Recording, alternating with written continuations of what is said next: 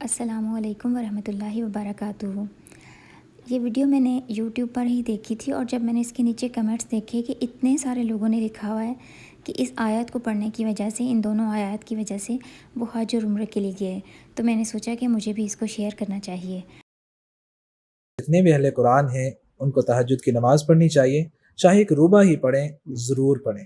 آپ کو بھی اتفاق ہوا حج کرنے کا، تو کیا تجربہ تھا، کیسا مشاہدہ تھا حج کا؟ الحمدللہ اللہ کی توفیق سے بہت مرتبہ اللہ رب العزت نے بیت اللہ کی زیارت نصیب فرمائی، اور یہ واقعی اللہ کا بلاوا ہوتا ہے، جس کو مل جاتا ہے اس کے لیے سعادت ہو جاتی ہے۔ آپ صلی اللہ علیہ وسلم نے فرمایا الحجاج والعمار وفد اللہ دعاہم فاجابوا وسألوہ فاعطاہم۔ یہ حاجی اور یہ عمرہ کرنے والے جو ہیں یہ اللہ کا وفد ہیں، اللہ کے بلائے ہوئے لوگ ہوتے ہیں۔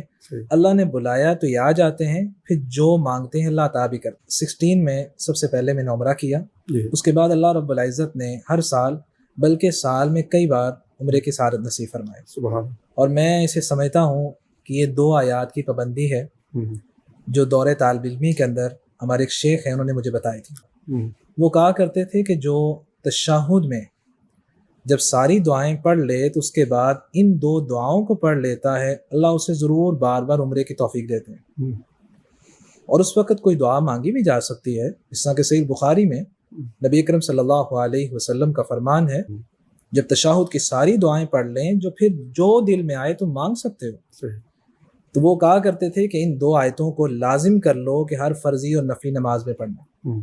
پہلی آیت مبارکہ سورۃ البقرہ میں ہے وَأَرِنَا مَنَاسِكَنَا وَتُبْ عَلَيْنَا إِنَّكَ أَنْتَ التَّوَّابُ الرَّحِيمُ، اور دوسری آیت کریمہ سورۃ توبہ میں ہے وَقَالُوا حَسْبُنَا اللَّهُ سَيُؤْتِينَا اللَّهُ مِنْ فَضْلِهِ وَرَسُولُهُ إِنَّا إِلَى اللَّهِ رَاغِبُونَ۔